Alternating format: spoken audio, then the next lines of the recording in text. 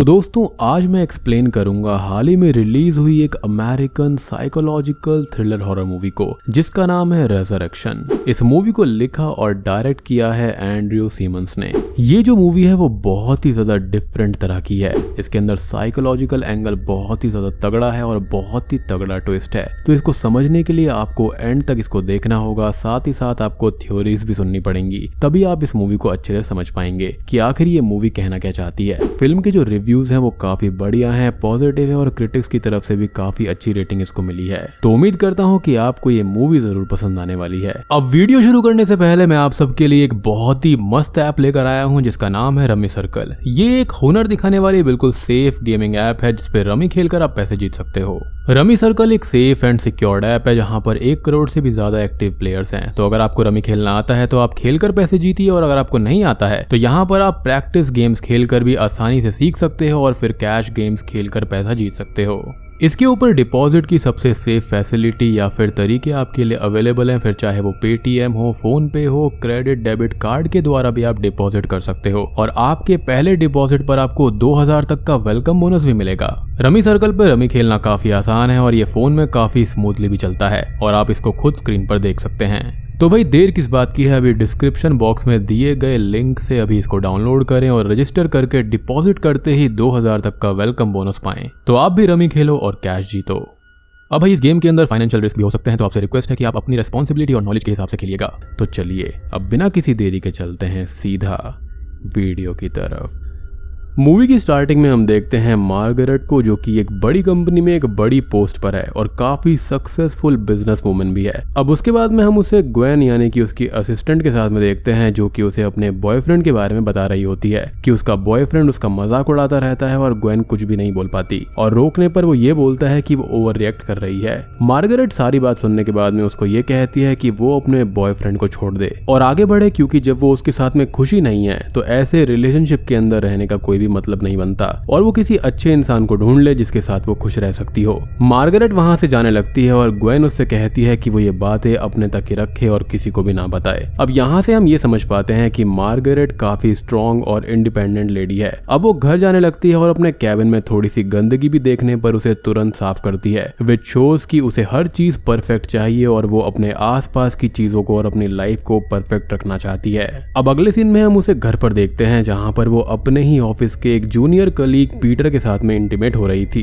जो कि ऑलरेडी एक मैरिड मैन होता है और वो उससे उसकी वाइफ के बारे में भी बात करती है। खैर अब वो दोनों आपस में कुछ डिस्कस करते हैं और बातों ही बातों में मार्गरेट उससे ये कहती है कि उसने हाल ही में एक ड्राइंग की है जो कि एक एब्स्ट्रैक्ट है और पिछले 22 सालों से उसने कुछ भी ड्रॉ नहीं किया था, लेकिन उससे पहले वो काफी ड्रॉइंग्स किया करती थी और उसको टाइम का या फिर खाने पीने का भी होश नहीं रहता था। वो सिर्फ ड्रॉइंग्स और ड्रॉइंग्स में ही लगी रहती थी और भी इस तरह के काफी टास्क उसने किए हैं। खैर अगली सुबह वो अपने काम करती है, तैयार होती है और अपनी बेटी एबी को जगाने जाती है, जिससे वो बहुत ही ज्यादा प्यार किया करती थी और सिंगल पेरेंट होने की वजह से वो एबी की हर मांग को पूरा भी किया करती।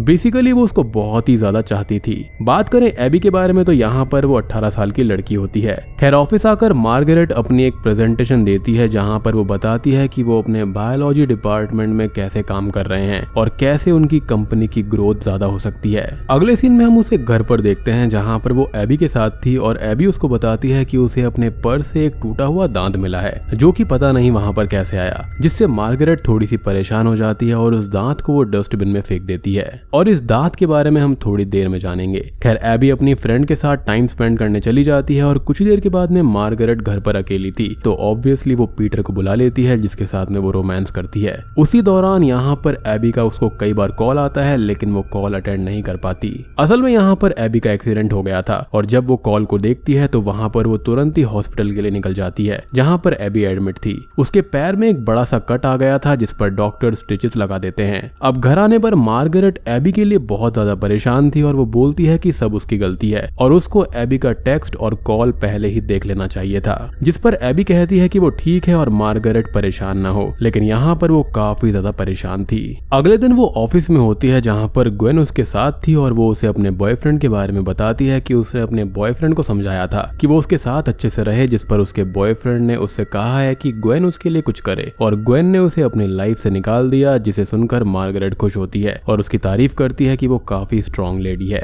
खैर अगले सीन में मार्गरेट अपनी कंपनी की तरफ से एक कॉन्फ्रेंस में जाती है जहाँ पर उसे एक आदमी दिखता है, जिससे वो बहुत ही ज्यादा डर जाती है और उसकी हालत खराब होने लगती है। उसको पैनिक अटैक्स आने लगते हैं और वो घबराने लगती है। वो तुरंत ही वहां से बाहर निकल जाती है और भागकर अपने घर चली जाती है और एबी को चेक करती है कि वो ठीक है या फिर नहीं। एबी वहां पर बिल्कुल ठीक होती है और मार्गरेट उसे देखकर रिलैक्स फील करती है। हालांकि वो खुद काफी ज्यादा परेशान थी और उसको पैनिक अटैक्स आने लगते हैं। वो काफी अजीब बिहेव करती है, जिससे एबी भी थोड़ा सा परेशान हो जाती है। अब उसके बाद में मार्गरेट इंटरनेट पर डेविड मोर नाम के पर्सन के बारे में सर्च करती है और हम समझ पाते हैं कि जिसको उसने प्रेस कॉन्फ्रेंस में देखा था उसका नाम ही डेविड मोर है। यहाँ उसको कोई खास इन्फॉर्मेशन नहीं मिलती उस पर्टिकुलर डेविड के बारे में, एज उस नाम से ढेर सारे लोग उस कॉन्फ्रेंस में आए हुए थे। अब एबी अपनी माँ के पास में आती है और उनसे बोलती है कि वो ठीक है या फिर नहीं, जिसके बाद में वो ये कहती है कि वो अपने दोस्त के साथ बाहर जा रही है, जिस पर मार्गरेट उसको मना कर देती है कि वो कहीं पर भी नहीं जाएगी और घर पर ही रहेगी क्योंकि उसको उसकी बहुत ही ज्यादा फिक्र है। अब एबी का तभी मूड ऑफ हो जाता है, लेकिन वो कुछ भी नहीं कर सकती थी तो वो घर पर ही रुक जाती है। जिसके बाद में वो दोनों टीवी देखने लगते हैं और एबी टीवी देखते देखते सो जाती है और मार्गरेट जाग रही थी, जिसे विंडो के बाहर किसी की झलक दिखती है, जिसको वो चेक करती है, लेकिन वहां पर कोई भी नहीं था। अब वो किचन में देखती है तो वहां पर एक ओवन रखा हुआ था जिसके अंदर से धुआं निकल रहा होता है और ये सीन काफी भयानक है। तो वो उसको खोल कर देखती है तो उसके अंदर एक फीटस रखा हुआ था, एक बेबी, जिसे वो प्यार से देखने लगती है और थोड़ी खुश होती है। लेकिन तभी अचानक से ही वो जाग जाता है और रोने लगता है, जिससे वो बहुत ही ज्यादा डर जाती है और उसकी नींद खुल जाती है क्योंकि ये एक नाइटमेयर था। एंड ट्रस्ट मी, ये सीन बहुत ही ब्रूटल होता है और इसका भी एक सिग्निफिकेंस है जिसके बारे में हम मूवी के एंड में बात करेंगे, क्योंकि इस मूवी की जो थ्योरीज है ना वो एंड में आने वाली हैं और वो बहुत ही भयानक होंगी। खैर, अगले सीन में वो ऑफिस में होती है जहाँ पर ग्वेन उसके पास आती है कुछ बात करने के लिए, लेकिन वो उस पर गुस्सा करती है कि उसके पास हमेशा ही टाइम नहीं होता ग्वेन की बातें सुनने के लिए और फिर वो उदास होकर वहां से चली जाती है। अब मार्गरेट का मूड यहाँ पर कुछ ठीक नहीं था तो वो पीटर के साथ वॉशरूम में जाकर इंटीमेट होने लगती है, लेकिन पीटर यहाँ पर कंफर्टेबल नहीं था, जिससे वो और ज्यादा चिढ़ जाती है।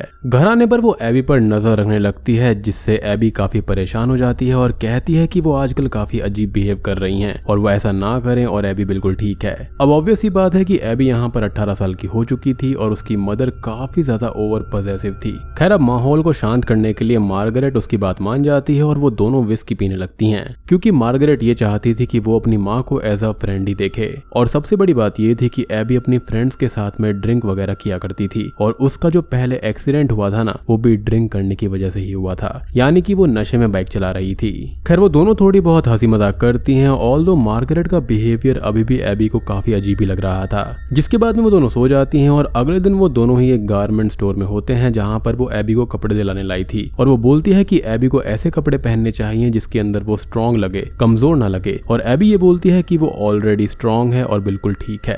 खैर, इन चीजों का भी काफी स्ट्रॉन्ग रीजन है कि मार्गरेट ऐसा क्यों कर रही है, जो कि अभी थोड़ी देर में ही पता चल जाएगा। अब तभी मार्गरेट को स्टोर में वही आदमी यानी कि डेविड दिखाई देता है वहां पर घूमता हुआ, जिससे वो परेशान हो जाती है और एबी को लेकर वहां से जल्दी घर चली आती है। और ऑब्वियसली एबी इससे बहुत ही ज्यादा परेशान और गुस्सा होने लगती है कि आखिर मार्गरेट को हो क्या गया है। मार्गरेट उससे कहती है कि अब एबी बिल्कुल डरे नहीं और वो सब कुछ ठीक कर देगी, लेकिन सवाल तो यही है कि किससे नहीं डरे और क्या खराब है जो कि ठीक करना है। खैर, अगले दिन वो ऑफिस में होती है और अब वो काफी ज्यादा परेशान रहने लगी थी, तो उसका काम भी ठीक नहीं चलता और उसका काम में मन भी नहीं लग रहा होता, जिससे वो वहां से निकलकर एक पार्क में आकर बैठ जाती है। अब पार्क में उसे डेविड भी बैठा हुआ दिखाई देता है, जिसके पास वो जाती है और बोलती है कि वो यहाँ पर क्यों आया है और वापस चला जाए, जिस पर डेविड ये बोलता है कि वो है कौन और क्या बोल रही है। वो उस पर गुस्सा करती है कि वो यहाँ पर आखिर आया क्यों है, जिस पर सडनली डेविड उसे मैगी बुलाता है और कहता है कि बेन उसके साथ उसके पेट में है, जिसको सुनकर मार्गरेट ये कहती है कि ये झूठ है और वो फिर से अपनी बात बदल देता है और कहता है कि वो है कौन और क्या बोल रही है। फिर वो वहां से जाने लगता है। तभी वो उस पर गुस्सा करती है, जिसके रिप्लाई में वो ये कहता है कि मार्गरेट शांत रहो। तभी वो ये बोलती है कि उसे उसका नाम भी याद आ गया, जिस पर वो ये बोलता है कि वो खुद ही तो उसके पास आई थी, हैंडशेक किया, अपने और एबी के बारे में बताया। बेसिकली डेविड काफी अजीब सा बिहेव करता है और वो स्माइल करके वहां से चला जाता है, लेकिन हम यहाँ पर एक चीज नोटिस कर पाते हैं कि उसका एक दांत टूटा हुआ था और शायद से ये वही दांत हो सकता है जो कि एबी को अपने पर्स में मिला था।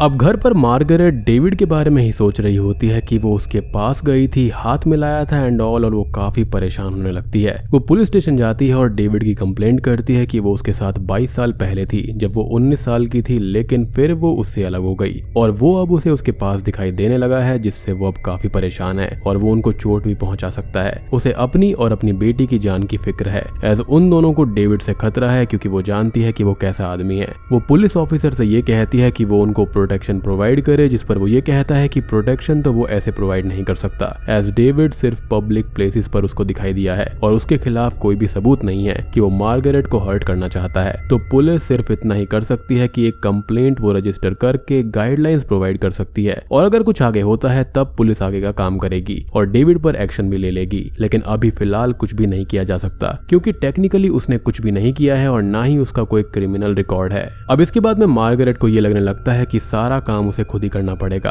तो वो घर आकर अपने घर के डोर के लॉक्स को चेंज करवा देती है और बहुत ही ज्यादा स्ट्रॉन्ग करवा लेती है। वो अपनी क्लोजेट से एक गन भी निकालती है जो कि उसने अपनी प्रोटेक्शन के लिए रखी हुई थी, और एबी मार्गरेट के इस बिहेवियर से बहुत ही ज्यादा परेशान हो चुकी थी। खैर अगले सीन में वो रात को ऑफिस में बैठी हुई थी और ग्वेन उसके पास में आती है। वो बोलती है कि उसके इंटर्नशिप के अब सिर्फ 9 ही दिन बचे हुए हैं और वो काफी एक्साइटेड है। मार्गरेट उससे पूछती है कि क्या वो किसी को मार सकती है, जिस पर ग्वेन बोलती है कि वो किसी को नहीं मार सकती और वो ऐसा क्यों पूछ रही हैं। वो मार्गरेट से ये कहती है कि वो बहुत ही ज्यादा परेशान लग रही हैं और अगर वो चाहे तो उससे बात भी कर सकती हैं। मार्गरेट ये बोलती है कि उसने अपने पास्ट में काफी बुरा किया है जो कि माफी के लायक नहीं है। वो बोलती है कि जब वो 18 साल की थी तब उसने 1 साल का स्कूल ड्रॉप लिया था क्योंकि वो अपने बायोलॉजिस्ट पेरेंट्स के साथ क्वीन शार्लेट आइलैंड्स नाम की एक जगह पर गई थी, वो भी एक रिसर्च फैसिलिटी में। वो उस टाइम काफी ड्राइंग्स किया करती थी और एक आर्टिस्ट बनना चाहती थी, लेकिन वहां वो जल्दी ही बोर होने लगी। वहां पर डेविड भी आया हुआ था जो कि एक बायोलॉजिस्ट ही था और किसी यूनिवर्सिटी में प्रोफेसर था जिनकी तरफ से वो वहां पर आया था और लगभग 40 साल का था। डेविड ने उसे नोटिस किया था और वो काफी चार्मिंग इंसान था और उसने मार्गरेट के मॉम डैड से बात की, उनके साथ टाइम स्पेंड किया और वो लोग उससे काफी इम्प्रेस्ड हो गए। वो उन तीनों के साथ में काफी टाइम स्पेंड करने लगा और सबको काफी अच्छा लगता था। कुछ ही टाइम के बाद में वो डेविड के साथ में मूव इन कर गई और उसके पेरेंट्स भी स्टूपिड थे, जिनसे उसने ये कहा कि अब वो बड़ी हो गई है, और उन्होंने मान भी लिया डेविड के साथ में मूव इन करने के लिए और उसको उसके साथ में रहने दिया। डेविड उसे वाइन देता था, पिल्स देता था और शुरू में सब अच्छा चलता रहा। वो दोनों साथ रहते थे, खुश रहते थे और वो डेविड को काफी इंस्पायर किया करती थी और वो भी बहुत खुश थी क्योंकि अपनी लाइफ में पहली बार उसे अप्रिशिएशन और वैल्यू मिल रही थी। इसलिए डेविड जो भी बोलता था वो करती थी, जिसको वो काइंडनेस कहा करता था, और वो मार्गरेट को मैगी बुलाया करता था। ये काइंडनेस जो थी वो शुरुआत में छोटी थी, जैसे कि कुकिंग, क्लीनिंग, क्विट ड्राइंग, जूतों को पहनना छोड़ देना, वो भी घर के बाहर। लेकिन धीरे धीरे वो काइंडनेस किसी टेस्ट की तरह होती गई, जैसे कि घंटों तक मेडिटेशन, स्ट्रेस पोजीशंस और भी काफी कुछ। और हर काइंडनेस के बाद में डेविड खुश होता था, इंस्पायर होता था और उसके कहे अनुसार वो काम भी किया करती थी। डेविड बोलता था कि वो इंस्पायर हो रहा है, फ्यूचर देख सकता है, सुन सकता है कि गॉड उसका नाम ले रहे हैं। वो जितनी काइंडनेस किया करती डेविड उतना ही इंस्पायर्ड होता,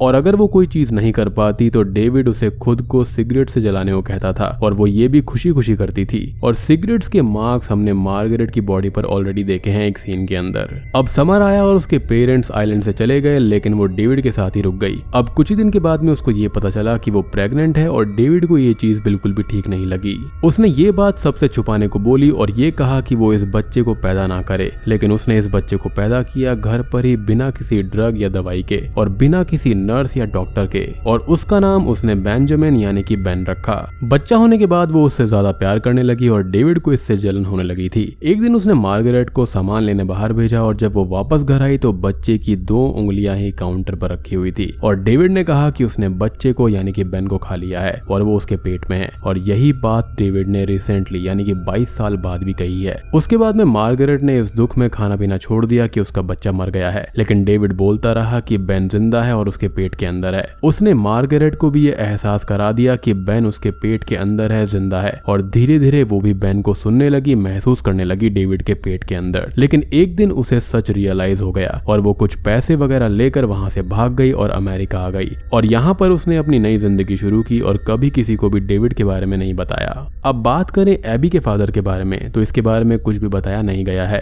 तो यहाँ पर ये एक रैंडम प्रेगनेंसी उसके साथ हुई है। जैसे कि फिलहाल उसका पीटर के साथ में अफेयर है, ऐसे ही यहाँ पर उसका किसी और के साथ जब वो अमेरिका आई थी तो उसका अफेयर हुआ होगा। वो प्रेग्नेंट हुई और उसने एबी को जन्म दिया, जो कि मेरे ख्याल से बेन के मरने के बाद में एक दुख को कोप अप करने के लिए था। खैर ये सब बातें सुनकर ग्वेन काफी परेशान हो जाती है, इवन उसे तो यकीन भी नहीं होता कि ये सब सच है। और मार्गरेट बोलती है कि उसने सब कुछ होने दिया, वो सारी बातें मानती गई और उसने अपने बच्चे को मरने दिया। वो कहती है कि सब कुछ उसकी ही गलती है और यहाँ पर ग्वेन काफी परेशान थी और वहां से वो चली जाती है। घर पर मार्गरेट डेविड की बातों के बारे में सोचने लगती है जो उसने पार्क में कही थी और उसे याद आता है कि डेविड ने ने उस होटल का नाम भी बताया था जहाँ पर वो फिलहाल रुका हुआ है। अगले दिन मार्गरेट उस होटल के बाहर से डेविड पर नजर रखने लगती है और उसका पीछा करती है। डेविड अब एक कैफे के अंदर होता है और वो उसके पास जाती है और उससे कहती है कि वो वापस चला जाए, जिस पर वो बोलता है कि वो वापस नहीं जाएगा और बेन उसके अंदर जिंदा है और सफरिंग में है। मार्गरेट कहती है कि डेविड यहाँ से चला जाए और अगर उसने एबी को हार्म करने की कोशिश करी तो वो उसे जान से मार देगी, जिस पर डेविड बोलता है कि अगर वो मरा तो बेन भी मारा जाएगा और मार्गरेट को कुछ काइंडनेस करनी होगी, जिसके बाद वो चला जाएगा।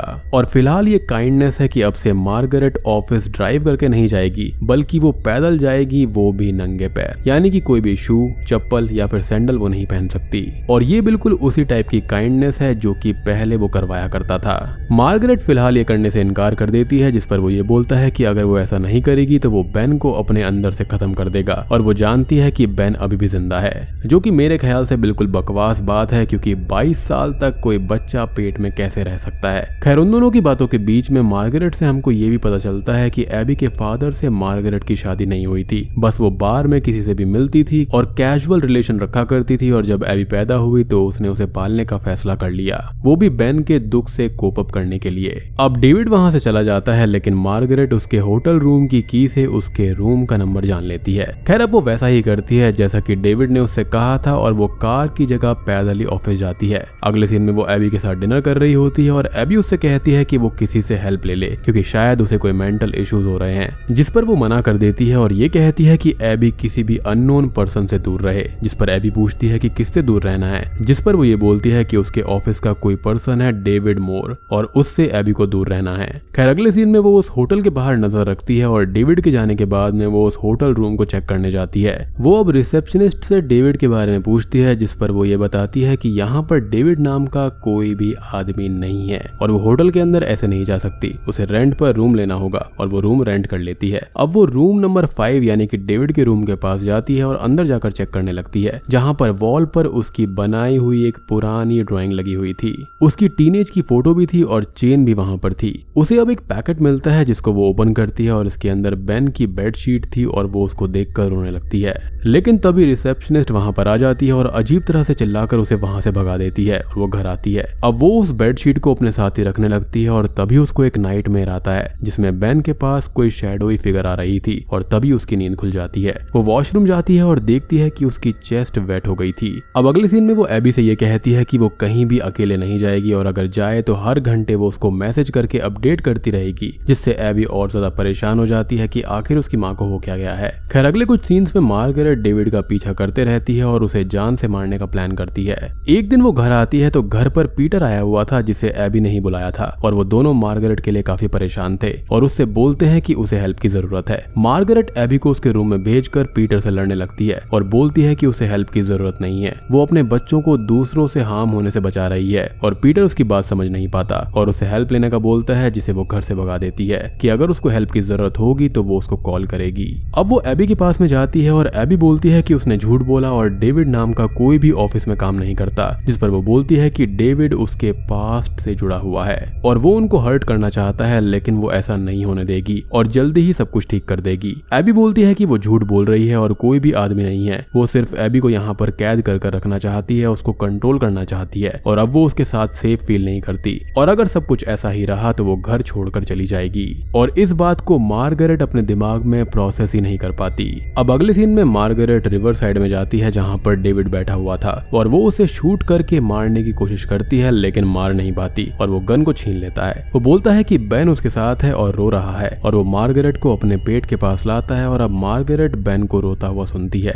डेविड बोलता है कि बेन परेशान है कि उसकी माँ ने उसे क्यों छोड़ा और वो क्यों भाग आई। तभी डेविड ये कहता है कि उसको मारने की कोशिश करने के चक्कर में मार्गरेट ने उनकी डील तोड़ी है और उसको एक और काइंडनेस करनी होगी, उसे रोज रात को पार्क में एक पोजीशन में बैठना होगा जब तक डेविड ना रोके। और इतना कहकर वो वहां से चला जाता है।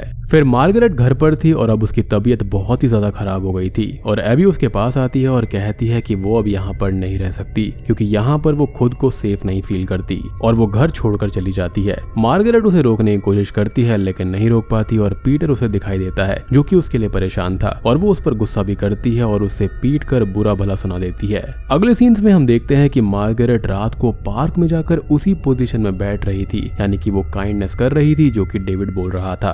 अगले दिन वो ऑफिस जाती है जहाँ पर रिसेप्शन से उसके पास कॉल आता है कि कोई आदमी उससे मिलने आया है और वो उसको कैबिन में बुला लेती है। ये आदमी कोई और नहीं बल्कि डेविड ही था और वो मार्गरेट से उसके कैबिन में बात करने लगता है। अब सभी ऑफिस वाले खासकर पीटर एंड ग्वेन जिनको उसकी ज्यादा फिक्र थी वो उसको देखने लगते हैं। डेविड बोलता है कि मार्गरेट ने नई लाइफ बनाई है, नया सरनेम भी रखा है, लेकिन सिर्फ डेविड ही जानता है कि मार्गरेट के दिल में एक छेद है जो कि कोई भी नहीं भर सकता, ना ही ये नई जिंदगी, ना ही एबी, ना ही कोई और। इनफैक्ट उसने एबी को भी इसलिए ही पैदा किया है ताकि उसके दिल के अंदर जो खालीपन है वो भर जाए, लेकिन इससे कुछ भी नहीं होने वाला। उसका ये कहना था कि ये चीजें सिर्फ और सिर्फ बेन से ही बेहतर हो सकती हैं। डेविड अब उसे रात में आकर मिलने को बोलता है और एड्रेस देकर वहां से चला जाता है। अब रात को मार्गरेट एबी के लिए एक वीडियो मैसेज रिकॉर्ड करती है और बोलती है कि अगर एबी ये देख रही है मतलब चीजें गलत हो गई, और उसने एक लेटर एबी के लिए छोड़ा है जिसके अंदर उसने सब कुछ पहले से ही लिख दिया है और वो काफी खुश है और उसने अभी तक जो एबी के साथ में वक्त गुजारा है वो उसके सबसे बेहतरीन 18 साल थे।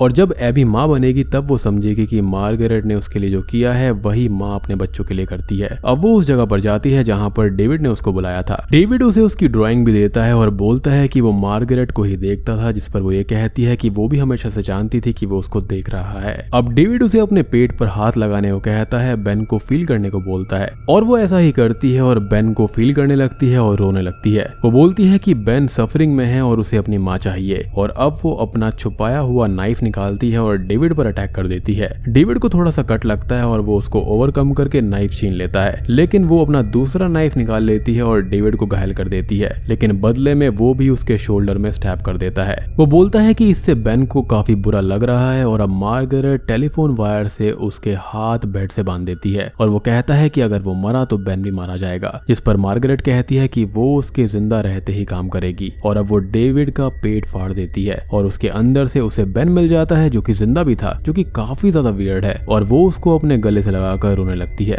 मूवी के एंडिंग सीन में एबी घर पर आई हुई थी अपना सामान लेने के लिए और वो मार्गरेट के पास जाती है जो कि बेन के साथ थी और एबी बोलती है कि अब वो मार्गरेट को समझ गई है और उसने सब कुछ ठीक कर दिया है। अब मार्गरेट उसको अपना भाई यानी कि बेन दे देती है खिलाने के लिए और एबी बेन के साथ खेलने लगती है बड़े ही प्यार से, और तभी हम मार्गरेट को देखते हैं जो कि स्माइल कर रही होती है, लेकिन सडनली उसके एक्सप्रेशंस बहुत ही ज्यादा परेशानी वाले हो जाते हैं और बूम, इसी के साथ में ये मूवी यहीं पर खत्म हो जाती है। तो दोस्तों ये थी द रेजरेक्शन मूवी की कहानी। उम्मीद करता हूँ कि आपको ये पसंद आई होगी। अब बात कर लेते हैं कुछ थ्योरीज वगैरह के बारे में। तो सबसे पहली थ्योरी जो मुझको लगती है जो कि सबसे स्ट्रॉन्गेस्ट है, उसके अकॉर्डिंग 22 साल पहले डेविड और मार्गरेट के बीच रिश्ता हुआ था। मार्गरेट की फैमिली कभी मानी ही नहीं थी बल्कि वो डेविड के साथ भाग गई थी। रीजन ये है कि जब वो न्यूयॉर्क आई उसके बाद उसके पेरेंट्स ने उससे कोई भी कांटेक्ट नहीं किया। अगर वो भागती नहीं तो उसके पेरेंट्स उसको पक्का ढूंढते। खैर भागने के बाद वो दोनों साथ रहने लगे और डेविड उससे उल्टे सीधे काम करवाया करता था, उसको दबा के रखता था, जैसे घर के सारे काम करवाने बावजूद इसके कि वो अच्छी खासी पढ़ी लिखी थी, जिसका एविडेंस ये है कि वो आज की डेट में एक सक्सेसफुल बिजनेस वुमेन थी। तो डेविड उसको दबा रहा था, उससे फालतू के काम करवाया करता जिनको उसने काइंडनेस का नाम दिया था।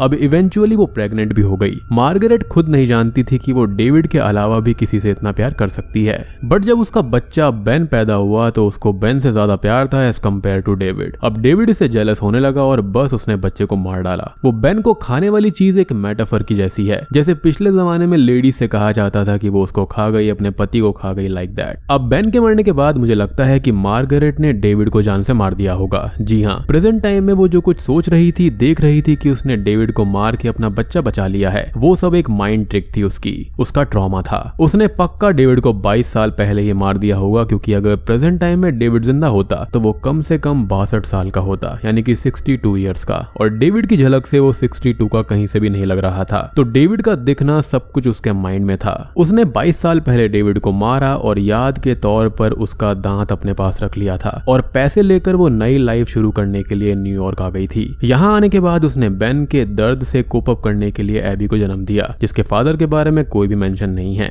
अब 18 साल अच्छे से बीते, लेकिन अब हुआ ये कि मार्गरेट का अफेयर हुआ पीटर से और वो फिर से प्रेग्नेंट हो हो गई। जी हाँ, इसका एविडेंस ये है कि उसकी तबीयत अचानक से ही खराब रहने लगी थी। उसकी चेस्ट वेट होना मीनिंग मदर्स मिल्क, और यही रीजन था कि पीटर उसकी इतनी फिक्र कर रहा था, उसको स्टॉक कर रहा था। इनफैक्ट एबी भी पीटर को ही बुलाकर लाई थी अपनी माँ की हेल्प करने के लिए, क्योंकि वो जानती थी कि उसका अफेयर पीटर के साथ में है। अब प्रेगनेंसी के चलते ही उसका ट्रॉमा अचानक से ट्रिगर हो गया, जो कि 22 साल पहले उसके साथ हुआ था। ये सब चीजें इसलिए ही उसको दिख रही थी क्योंकि 22 साल पहले जो प्रेगनेंसी के दौरान उसने झेला था वही उसको फिर से दिखने लगा था। डेविड वहां पर असल में था ही नहीं, क्योंकि होटल वाले ने ये कहा था कि डेविड नाम का कोई भी आदमी यहाँ नहीं है। उसको खुद इंटरनेट पर कॉन्फ्रेंस पे कोई भी डेविड नहीं मिला। ऑफिस में भी उससे मिलने डेविड नहीं बल्कि कोई और ही आया था, जिससे कि वो अजीब बातें कर रही थी, और इसलिए ही ग्वेन और पीटर उसको फिक्र भरी नजरों से देख रहे थे as she was going insane. Conference के दौरान उसको डेविड जैसा दिखने वाला कोई आदमी दिखा था और प्रेगनेंसी की वजह से वो ट्रॉमा ट्रिगर हो गया। इनफैक्ट एबी और पीटर दोनों ने कहा था कि कोई भी आदमी उसके पीछे नहीं है। पुलिस ने भी उसकी हेल्प करने से इसलिए ही मना कर दिया था, क्योंकि वो भी जानते थे कि ऐसा कोई आदमी वहां पर है ही नहीं। और सबसे बड़ी बात, अगर डेविड वहां पर होता तो पुलिस उसके मर्डर में उसको कब का अरेस्ट कर लेती। होटल में ऐसे घुसने के लिए भी उसको पकड़ा जाना चाहिए था, लेकिन ऐसा कुछ भी नहीं हुआ। तो वो सब अपना पास्ट यहाँ पर याद कर रही थी और हम व्यूअर्स को दिखाया जा रहा था कि उसके साथ में क्या क्या हुआ करता था। और बात करें कि यहाँ पर वो जो काइंडनेस कर रही थी, लाइक नंगे पैर ऑफिस जाना, अजीब सी पोजीशन में पार्क में रहना और ये सब, तो वो ये दर्शाता है कि वो अभी भी अपने पास्ट से उभर नहीं पाई है। अदरवाइज क्यों पिछले 18 साल में कुछ भी ट्रिगर नहीं हुआ था, लेकिन सडनली ऐसा क्यों हुआ? सो आई एम डैम श्योर कि वो प्रेग्नेंट थी और एंड में वो जो डेविड के पेट से बच्चा निकाल लेती है वो उसकी खुद की डिलीवरी होगी। साथ ही साथ वो ये भी याद कर रही थी कि उसने डेविड को कैसे मारा था, वो कैसे काइंडनेस करती थी, डेविड उसके साथ में क्या क्या किया करता था। अब मूवी के एंड में जब मार्गरेट खुश होने के तुरंत बाद ही अपने एक्सप्रेशंस को चेंज कर लेती है, तो उसको ये रियलाइज होता है कि एक और बच्चे को जन्म देने के बावजूद भी वो सेम है। उसका ये ट्रॉमा कभी भी खत्म नहीं होगा। रीजन ये है कि उसने कभी प्रॉपर थेरेपी ही नहीं ली, उसने खुद ही सब चीजों से डील किया। उसके पेरेंट्स भी उसके साथ नहीं थे और रीजन यही होगा कि वो भागकर डेविड के साथ में रही थी। शायद उसको अगर इतने टाइम से थेरेपी मिलती, उसको कोई कंसोल करने वाला होता, तो आज वो ठीक होती। लेकिन चीजें रियल लाइफ में काफी डिफरेंट रहती हैं। अब कुछ और थ्योरीज के बारे में बात करें तो मार्गरेट एक मेंटली इल लेडी थी जिसको टाइम पर मेंटल इश्यूज होते रहते थे, लेकिन यहाँ पर ये एक ऐसा इशू था जो कि काफी वाइल्ड चला गया था और उसने सब कुछ खत्म कर दिया।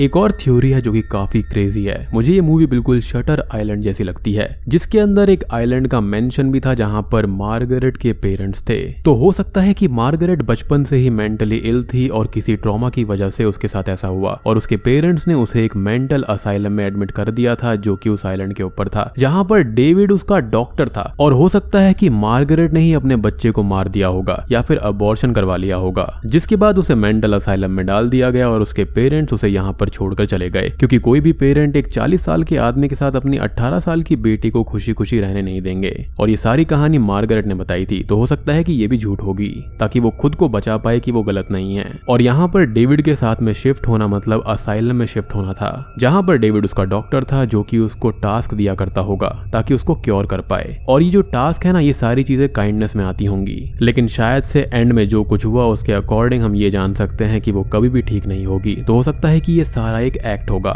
जैसा कि बिल्कुल शटर आइलैंड मूवी के अंदर हुआ था। तो दोस्तों, ये थी मेरी सारी की सारी थ्योरीज रिगार्डिंग दिस मूवी। उम्मीद करता हूँ कि अब आपको ये मूवी अच्छे से समझ में आ गई होगी। तो वीडियो पसंद आई हो तो लाइक कर देना, चैनल पर नए हैं तो सब्सक्राइब कर लीजिए। तो मैं आप सबको मिलता हूँ अगली वीडियो के साथ में, तब तक के लिए